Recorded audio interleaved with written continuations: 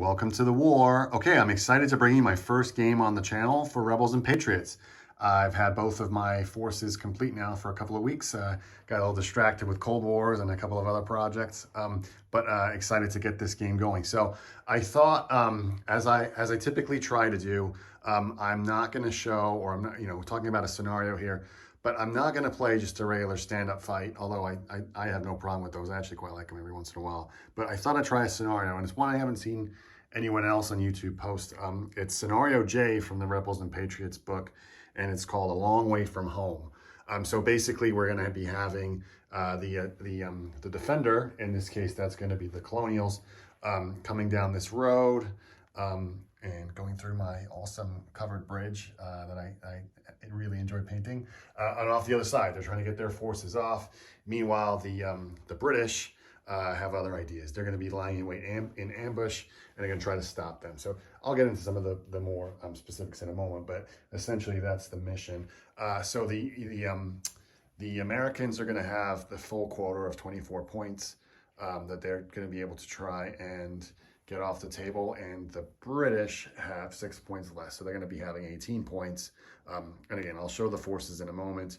And we're going to be playing, or I'm going to be playing for 10 turns, and then we're going to start rolling to see if the game ends or not. So with that being said, yeah, so as I was just describing, the Americans are going to be deploying over on this side of the table here. It's a 48-inch square table or thereabouts, and they're going to be trying to get off over here. And then the British are going to be deployed at this point or around this square. I think if you're familiar with the game, you know how the zones work for deployment, so they're going to be doing that. So, all right, enough of that. Let's go take a look at the forces.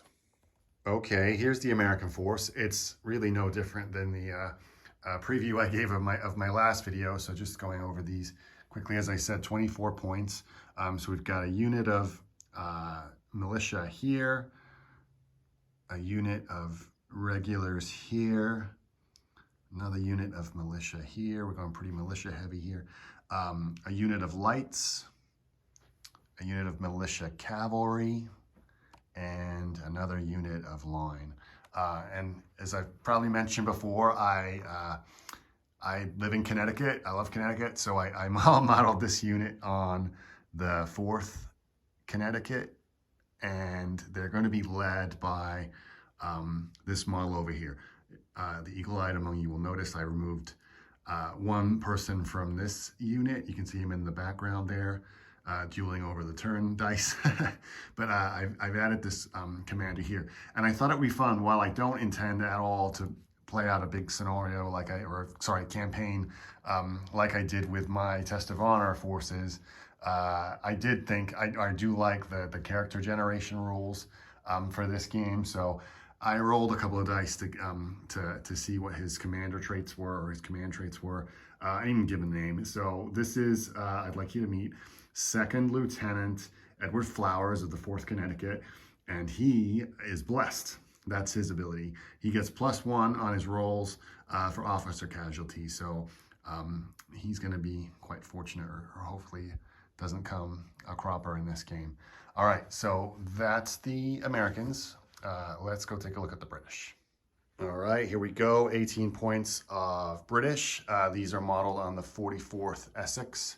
For what it's worth, the 44th Essex is the closest regiment I could find to where I used to live when I lived in England. So I thought I'd play both sides of the field here. How about that? But they are going to be led by this dashing gentleman here. And this is 2nd Lieutenant Desmond Amesley. And he is a strategist. He gets a little shenanigans when you deploy. You can redeploy a couple of units if he's the attacker, which in this instance they are. But anyway, so we've got them. I've got a light cannon here. In my little kind of just non-recorded solo games, this cannon was very useful. We've got a unit of shock troops here. These are Highlanders. They were a joy to paint. I thought often my Napoleonic forces never paint a Highlander again, but here I am. As I said, again, this is the 44th Essex. This is a line unit, and we've got another line unit here. And then so yeah, they're going to be the attackers in this instance. And for those that are interested, well, they won't be playing in the game. I did also paint a unit of lights, Perry miniatures. I think these are beautiful. And I must say, I know I'm divulging here, I had far more enjoyment painting the metal miniatures, which were all Perry in this force, than these plastic, what are these, War Games Factory or whatever that, War Games Atlantic plastics that Warlord have. Just so fiddly. But anyway, I digress. All right, let's get these forces deployed and we'll get going with turn one. Okay, forces are deployed. And there was no way that I was going to be able to follow the letter of the rules here, having the defender deploy entirely on the road. Now, obviously, it's really because I've got such a thin road piece of terrain that I use, but essentially, yeah, the Continentals are crammed in this triangle or corner, and I've tried to put them in some logical order here. We've got the lights up front with the cavalry going down the middle. And again, attempting to get off of that road over there. The British have a little bit more of a decision to make. They have to have their force split equally in two, one set deployed here and the other set deployed over there. Now, just because of the nature of the points, it wasn't possible to get them exactly split, but we've got, or I've got one set of line here with the commander, and the unit of shock infantry over here. Now, this was pretty fortunate, I think, for the way that the scenario is going to work, in that Lieutenant Amesley here was able to use, is able to use his strategist special rule or ability to allow a unit to deploy 12 inches outside of the deployment zone. So this really meant that shock infantry was able to push up, and I think they're going to cause some real trouble for this group trying to get off the table here. On the other side, speaking of trouble, we've got the light cannon poised just neatly on this edge of the field, and they're going to have a very good field of fire, I think, as the Americans come down the road and attempt to cross the bridge. And then last but not least, again, another unit of line here for the British, who are, I'm sure, going to cause some problems, and they're actually the closest to an enemy you can see over there. So both sides are deployed. And set up. I'm gonna start playing out turn one, and let's see how it goes. A fairly uneventful first turn. Let's get the blunders, or the units that fail their activation first. Our commander here for the British wasn't able to pass his activation order, so Lieutenant Amesley is stuck there. Shock was able to move forward. Again, they're looking to probably try and take the bridge or hold the bridge. And the cannon wasn't able to do anything. There's nothing in line of sight. And then this unit of line for the Brits was able to move up to the hedgerow, and they'll be able to hop over that without penalty in the next turn. As for the Americans, and if I didn't mention this in the Army lists or rosters, both units of militia are green, so they require an extra, or they have a -1 to their activation. However, with the commander here, Commander Flowers, that sort of negates that out. But anyway, that being said, both the cavalry and this unit of militia failed to activate. However, the lights pushed forward with the militia behind them, the other militia unit, and both units of line pushed forward too. Again, the 4th Connecticut pushing up the side of the house here, and the other unit of American line infantry right behind them. So a pretty uneventful first turn. Let's go on to turn 2. Okay, for the second turn for the British, Lieutenant Amesley was able to activate this turn, moving up to the crossing of the river. Undecided, I think, whether they'll go through the woods here or kind of cut across here and act as a backup to the shock. The shock infantry have moved up to the edge of the river. I think it's highly likely I'm going to have them form line in the next turn and really start putting some hurt on the approaching Americans, which also, for what's worth, the cannon is looking like it's certainly going to be in range to do some firing over here. And then the last unit of British line able to, again, as I said, hop the hedge and start to threaten that side of the table. Now, for the Americans, despite their they've got much bigger numbers, and they are still effectively one mass of troops. They're not rolling well on these dice. This unit of militia at the back failed to activate, and the 4th Connecticut here, whatever the Rebels and Patriots version or term for a blunder is, they blundered, and then they had to retreat to two retreat moves back. Now the other unit of line kind of took their place on that side of the building, so it's not too bad. The other unit of militia moved up here, and as you can see, the cavalry and the lights moved to the front of the field, but they are certainly going to be seeing some enemy fire, I think, in the next turn. It's interesting.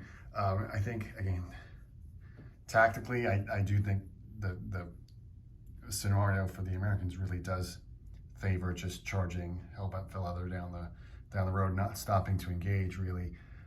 But as they become, I think, a little more separated, I think it's fairly inevitable some of these units are going to falter. That's going to create a little bit of a shooting ground, I think, for the British, even though, I guess, to be fair, they don't have as many units to cause that damage. I think that is my plan there for the Americans. The British, I think, are just going to try and squeeze on either side and hopefully whittle down the forces. So yeah, we'll see how that plays out. On to turn 3. For the British, the good news is Lieutenant Ainsley was able to bring his line around this side of the trees, looking to reinforce the Highlanders.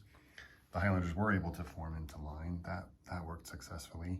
However, both the other unit of line here failed to activate, and so did the cannon. So even though they had prime targets, in both cases they failed. So on to the American side of the battle, or their turn. As you can see, obviously the cavalry were able to charge down the road or rush down the road. The lights following closely behind them, they're starting to separate out.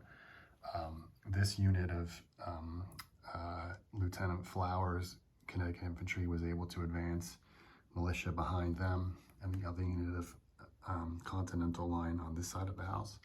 However, this unit had the same fail and blunder result and had to retreat to retreat moves, so that put them a little bit at a disadvantage. So no shooting as of yet, but I think in this next turn, especially here, we're going to start to see some shots fired. So on to turn 4. Turn 4, and it's true, no plan survives contact with the enemy. So on the British side, the shock Highlanders that formed line were able to inflict 3 casualties on the militia cavalry. However, they were rolled very well. The militia rolled very well with the morale dice and did not take any disorder markers or weren't discouraged by the loss of half the unit. So they were able to keep charging. The command group or unit was able to, again, slowly move their way around the trees. I think they're going to probably get one last shot or one volley at this unit here. However, the cannon, while it passed its activation, failed to hit anything. So that was a little bit of a letdown.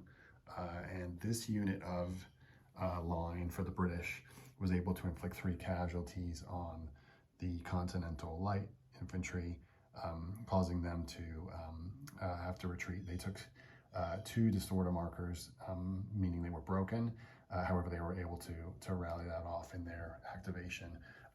Then this unit of American line was able to advance, as was the Commander Flowers unit with the Connecticut unit. So they're bearing down. However, the two militia units both failed to activate. So they're certainly being left behind and are close to even being outside of the commander bonus range that he's able to give them. So interesting, I think, command decisions for the 5th turn. It's very tempting to have the militia distract one or two of these units, especially when the Highlanders are in line. However, I just think there's so few of them now, it's probably a little risky. I don't think they're that good in combat. So, plus, again, staying focused on the goal, it probably does behoove them to just run off. No pun intended there. So I was kind of thinking that even though there's this massive bristling guns waiting for the Americans, that they would have enough bodies to absorb some of that, or some of the units would. But I think they've been sort of split up now. They're definitely going to be taking some hits in the next turn, and I think it's likely that they're going to have to return some fire. I think even just to stay in the fight, they can't ignore all of this. So let's see what happens in turn 5. A ridiculously fortunate turn 5 for the Americans, other than the fact that Lieutenant Ainsley's unit was able to completely wipe out the militia cavalry, which is that's certainly a blow.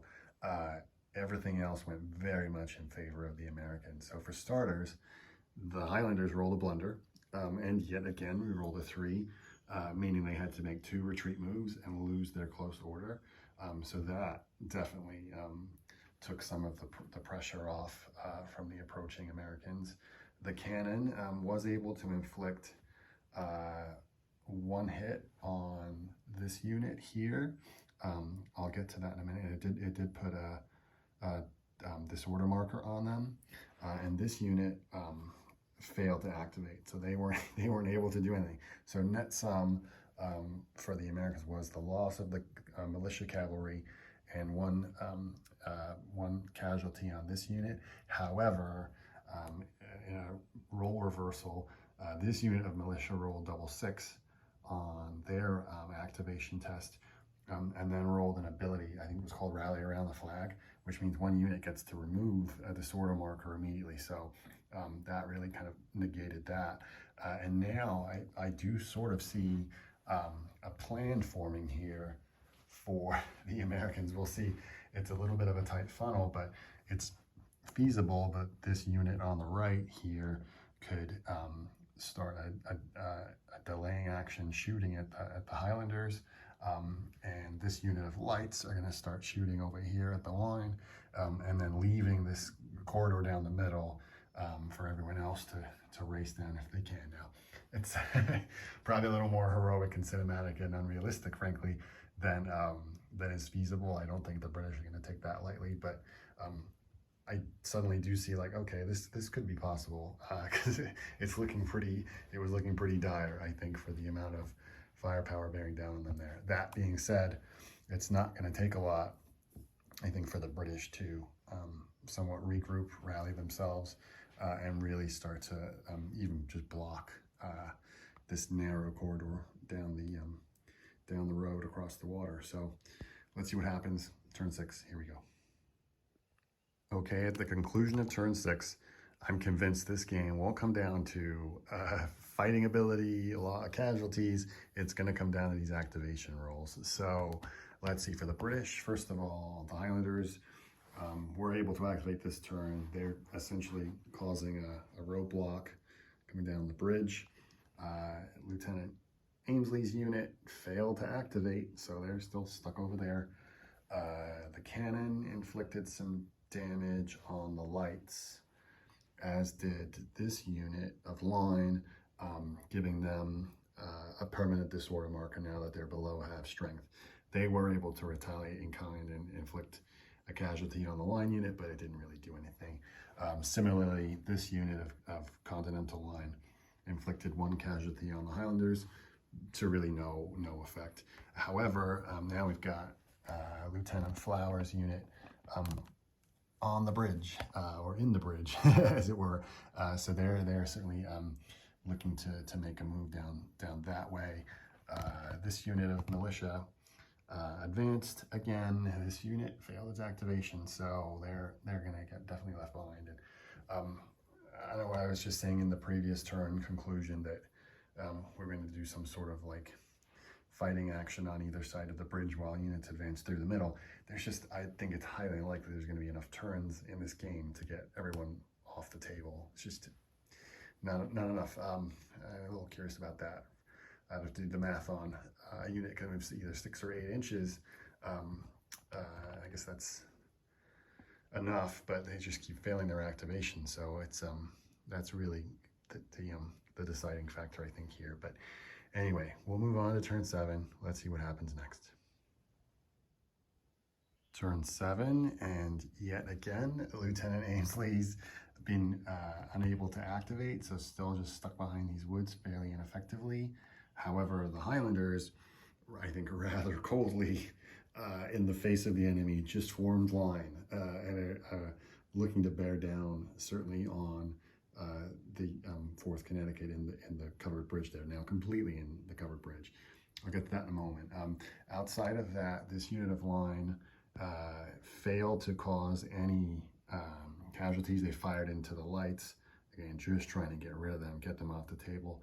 It may even make sense to charge them at this point and finish it off in close combat. But no luck there. And the cannon was able to put 1 disorder marker, as you can see here, on the line unit in the bridge. Now, let's talk about this. So, first of all, the way I'm going to play this bridge, because it's sort of unique, if a unit is firing at or through someone, I think directly through the front or the back of the bridge, then there's no benefit or modifier. However, I think as from the side it's pretty stocky, sturdy wood, and I've been over a few covered bridges, and yeah, you're definitely you definitely feel like you're in a building. So I think that's how I'm going to count shooting from the sides, which in this case would be the cannon. Obviously, there's a reduction in cover rating there, but also I think from Lieutenant Ainsley over here, even though he's an activate. And to me, I don't know, I think how the rules play out, the fact that there's only 2 people really visible there or have a line of sight in that whole unit. I know there's ways to work that out, but I've kind of played this, how I'm playing this out is they're going to stand there, hopefully take 1 absolutely withering volley fire round from the Highlanders, and then charge out and hopefully smash them. We'll see. All right. And then as usual, this unit of militia failed to activate. This unit advanced again. So all playing the script there. So all right, let's see what happens in a decisive turn 8. I said it would be a decisive turn 8, and I think indecision really is the name of the game here. So the Continentals are certainly starting to rack up disorder here. I'll get to that in a moment. The British over here, the lieutenant, decided to form line, basically, I think, causing something of a shooting gallery effect if anyone tries to come down the bridge, as they were anticipating. However, the Highlanders were able to shoot their volley fire into the 4th Connecticut unit. That caused the casualty, and then, as I said, they took an extra point of shock or disorder, or the effect to their morale, you know what I mean, and that caused them to have to retreat, although they're not broken yet. The cannon did cause a casualty on the militia that they then failed their morale for that, so took a disorder marker. And I did elect for the British to charge the light Continental infantry here. However, they came off worst, or as the loser 2-1 was the result there. So they had to break off. Both units took morale tests, which the British passed, but the Americans didn't. So they had to rally in this turn. Goes without saying, how hard can it be to roll a 6 with 2 dice successive times? This militia unit didn't go anywhere. I think this unit of American line really has been sort of an unsung hero here. They've just been gradually shooting and whittling away on the unit here. You can see that actually now the Highlanders have 2 points of shock in this, in the disorder markers. So in their next turn, they're going to have to rally. But honestly, I just don't think this is going to go the Americans' way this time. Anyway, let's see what happens in turn 9. It's not over yet. Turn 9, and my goodness. So we rolled a double 1, a blunder for Lieutenant Amesley's activation, and then on the resulting chart, he rolled the brown trousers roll, which means he suffers a -1 to his honor tally at the end of the game. So that was not good. However, it was followed by a double 1 from the cannon as well. Not quite such a drastic or terrible result. They had to charge the nearest unit, but none of it really mattered because it's basically game. I've decided this is not worth continuing. Let me explain what happened. So, long story short, this unit of line here opened fire on the then retreated 4th Connecticut that were here. They caused enough casualties that forced them to take a morale test. Remember, they were already on 2 disorder markers. They failed, rolled a 3rd, and were broken and had to be removed. This was obviously the command unit, so this triggered morale tests across the force. The only unit that was able to survive that relatively unscathed morale-wise was, again, this unit of line. The unit of militia over here took 2 disorders. The unit here, the militia that was here, took disorders and broke, and this unit was able to hold. But effectively then, that leaves one fairly untouched unit of line here, a unit of militia with that, green militia that hasn't done anything, and now has 2 disorder markers here, and this we've got 4 guys here. So really it's a wrap, I think, for this battle. There's no real sense in continuing. So that's the conclusion of the game. I'm gonna just tally up the actual numbers of the results here. Let's see what the final score was. Obviously a British victory, but let's see what the numbers tell us. Okay, so in conclusion, the British won this game by 5 honor points to none for the Americans. So while that sounds like a pretty crushing defeat, I think the Americans had a really tough time with this battle. Even if, I was thinking, it's quite tough to have this bridge here acting as sort of a funnel that everyone's got to kind of pass through to get off the table, even though I just love it because it's a cool terrain piece.